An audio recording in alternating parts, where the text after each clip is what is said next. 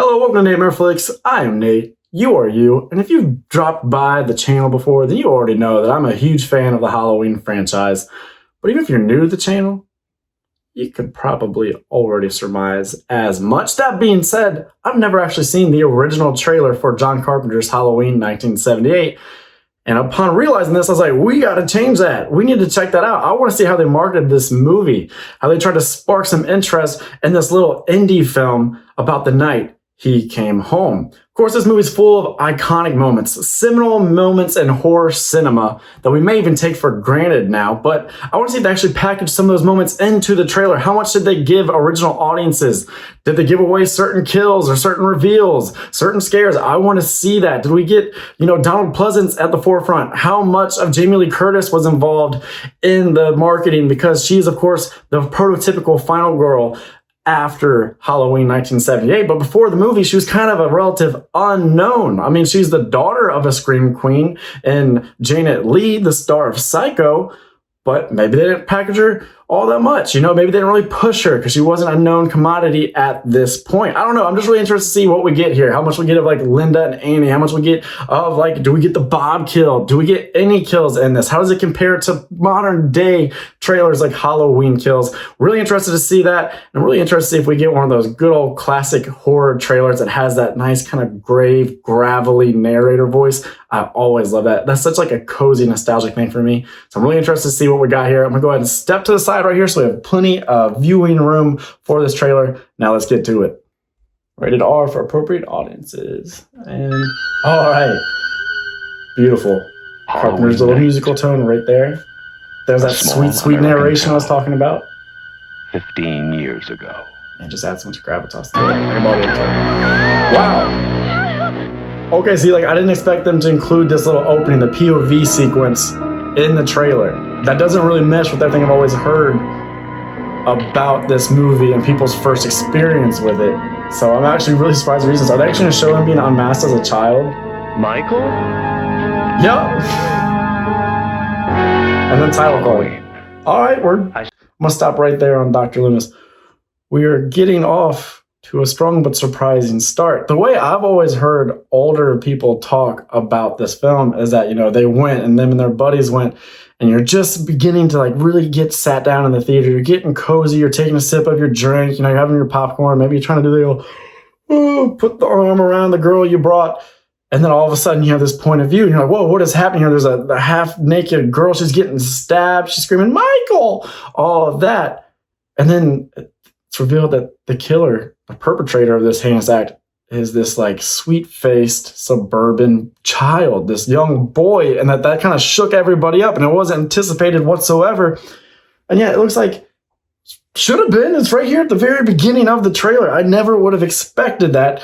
But all right, I did wonder about if we would use Donald Pleasance, and of course they did. I've talked about this movie a lot, and in the past I talked about how I had a budget of $320,000. That was it. $20,000 of that was reserved for good old Donald Pleasance, and for good reason. And he really did add a lot of respect and credibility to this film. He was a major player, a trusted actor. People had a lot of respect for this guy. He added some real gravitas to this film, so it makes sense that you put him right up there. So it makes sense then, I guess, that we went from point of view right into our biggest name. All right, hit us with those magical quotes. Spent 8 years trying to reach him, and then another 7 trying to keep him locked up because I realized that what was living behind that boy's eyes was purely and simply evil. All right there, you put one of the best horror quotes of all time right there in the marketing, right after that first sequence, the point of view sequence. And right now we are really building up the mythos of Michael Myers right off the bat. I can understand why people sitting at home watching TV and then this coming on, you'd be like, whoa, what is going on? What is going on? What is up with this kid? He's purely and simply evil. His own doctor had him in confinement trying to break through to him for 8 years, and then he spent the rest of the time trying to keep him in there. What are we up against? I got to know more about the night he came home. And that looks like we're going to go ahead and see him escaping. Let's go.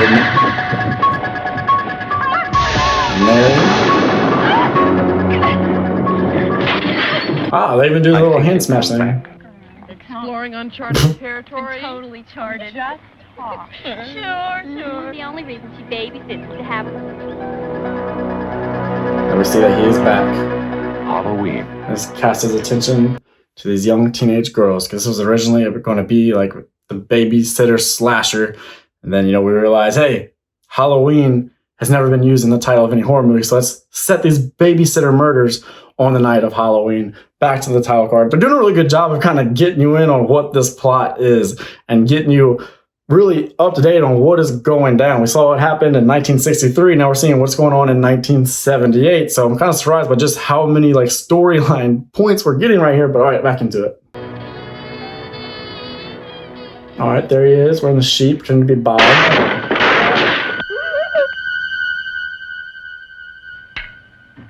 No way. They're not going to show it, are they? They're not going to show him pinning Bob to the wall and doing the head tilt. Come on out. Alright, good. They cut from it. And you really didn't get to see that Shatner mask all too much. That was a quick little flash. And I think that was actually really, really intelligent, because you've set up a lot of mystique and intrigue around the character to this point. And you don't want to give away too much. People being like, oh, okay, I get he's going to go from being a kid to where he escapes the asylum and now he's walking around in the coveralls and that mask right there. They're still a little bit like, whoa, whoa, whoa, what is going on? This guy's obviously a terrifying, powerful presence, and he's coming for these young teenagers who don't know that he's out there and that he's lurking, but there's still mystery for people at home. And it makes sense that you want to go up, pay your money, get yourself a ticket, and watch this movie. Now, of course, we see right here, this is the old exposure trick where his mask slowly comes into your vision as an audience. I'm interested if they show this, because then that would kind of, rebuff everything I just said. But let's go ahead and see. We got Lori here, and go. There's the mask. All right. Yes, you did get to see it. But again, a little restraint. Not too much. Not too much. And I like that. You could see a little bit. It gets you intrigued. It gets you hooked. If you are an audience member and you have no prior conceptions of this film, you're like, whoa, whoa, whoa, whoa, whoa, what was that? Do you see that little bit of subtle terror and the implied horror there? That's enough to get you kind of leaning in, get you interested, really build the scene and build your anticipation for this movie. So I think that's well done. Then we see Lori bounding over the edge, but doesn't cut away. So you can be like, oh, I just saw a death or something like that. You know that there's going to be more to this. You may want to go see it in theaters. And then you get that freaking John Carpenter score. That simple little thing at the end, just da-da, da-da. Him coming down the steps. Music starts to intensify, go haywire. Just some of the best stuff ever done. It really is.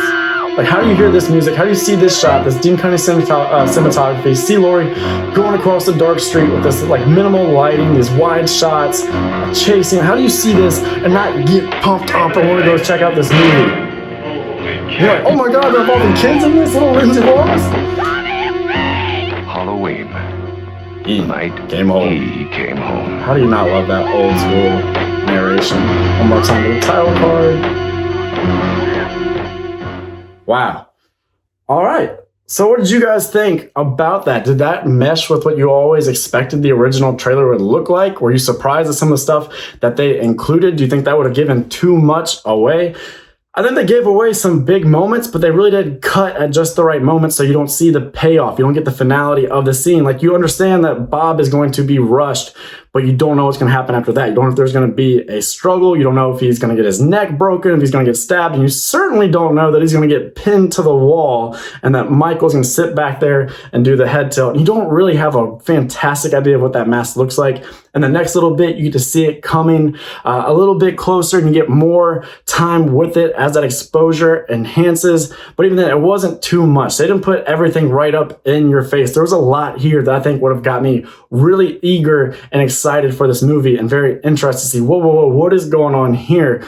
You don't get a lot of this. I mean, before this, you certainly had Black Christmas, you had Psycho, you had Texas Chainsaw Massacre, but this definitely felt very, very different with its setting in suburbia. The fact that we're involving these teenagers and even a child, they used Lindsay Wallace in the promotional materials. You saw young Michael at the beginning, and that just adds this sort of unnerving, dreadful feeling that no one is safe and that the stakes are high. I love that. So I really think this was a fantastic trailer. It did involve those elements that I talked about that I love so much, and I was happy to see that they actually did throw in the John Carpenter score. Of course, you kind of had to, right? And how does that not sell a movie? That's some of the best music, the best score, and not just horror, but like any movie all throughout history. I love that stuff. It always sends like a little chill through me. That's something I listen to on Spotify all the time because I'm just a weird ass Halloween fan. So if you enjoyed this video, please go ahead and like, comment, subscribe, all that stuff, but maybe drop down a comment